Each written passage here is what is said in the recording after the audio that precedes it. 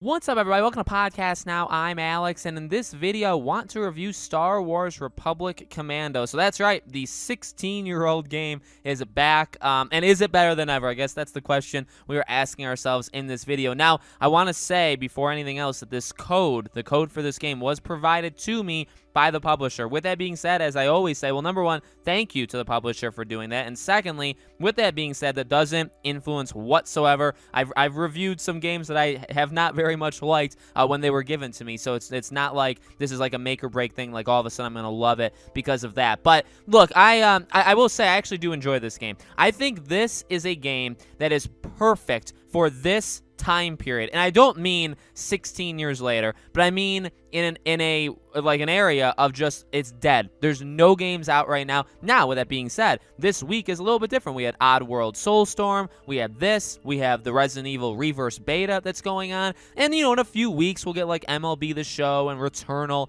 is the final day of April, and then May is like really busy. But in April, this first, I'd say, half, we're kind of starving for games, and that's how I felt. And so when I was playing this game, I was like, you know what? Sure, it's rough around the edges. It's 16 years old, but I actually still like it. And now my history with this game is pretty simple. I haven't played too much of it back in the day. My cousin actually had this game on the computer, and I would go over to their house, and I would watch him, and then I would play myself on the computer. But I didn't play much of the game, maybe a couple hours max. I watched him play. I know I watched him play the opening, so like being able to like experience the opening again, like from me, like it was like, oh, this is pretty cool that I get to actually do it. I still think the game in a lot of ways holds up. You need to, I would say, completely. Now, I played on PS5, okay? Technically, the PS4 version on PS5. Loading times are phenomenal. They're insanely fast. I had to switch all of where like the buttons were mapped, because the game's like default mapping is absolutely atrocious. So if I were to say anything to them,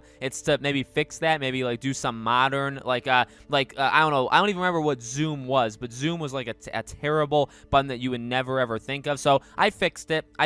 And no, I really like this game. I do. It does look rough around the edges. I would say some of the cutscenes actually still moderately hold up. I think the game overall doesn't look all that bad. Even like the enemies and stuff, like fighting super battle droids and stuff, it's like, yeah, they look super cool. They're like intimidating, they're menacing. Look, there's not too much you can say about a game that has been out for 16 years, but I think for the price, which this game is not all that expensive. Remember, this is the same publisher. They're like bringing back Star Wars games. So they did the Pod Racer game, right? Episode 1 Racer, which I actually reviewed that one as well. I think this game holds. Now, this game is newer. That game, I think, was like 2000, 2001, or whenever that game was released. This game was 2005. So this game is a newer game. But I just remember this game in that area of experimentation with Star Wars games. Yeah, they weren't all good, but they had games that were really special.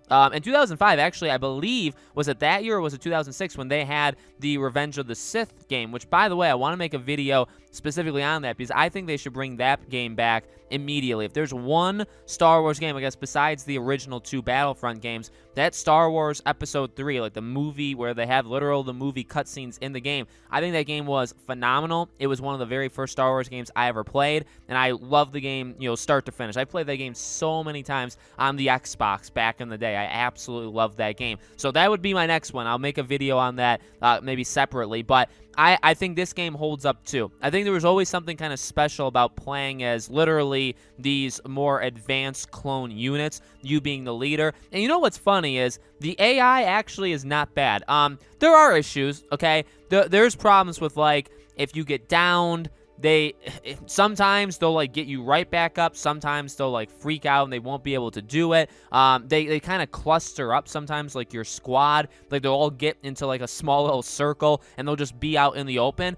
But I would say for the most part, they're relatively smart. You can command them to like go behind cover and like do certain things. Limited, very limited, but you can do it. But they will automatically do some things too. And I sometimes like that they can get into their own kind of like mini fights with droids or with just other creatures in general. They can get into like their own kind of mini cutscene that's just going on. But I'd say they're relatively smart. They have a lot of personality. They try to, even when they're doing things in this game, like if you're commanding them to do stuff, there could be like dead period of time, but they'll try and like talk to like kind of fill that gap. I think the game is kind of very well thought out. The one thing that I will say early on, you notice it early on, it kind of continues throughout the entire game, is there's a lot of sections where the enemies do not stop. They literally will not stop. And yes, you can turn on the difficulty and all that stuff, but like ammo is limited. You don't have unlimited ammo. And if you don't recognize that you are now in an area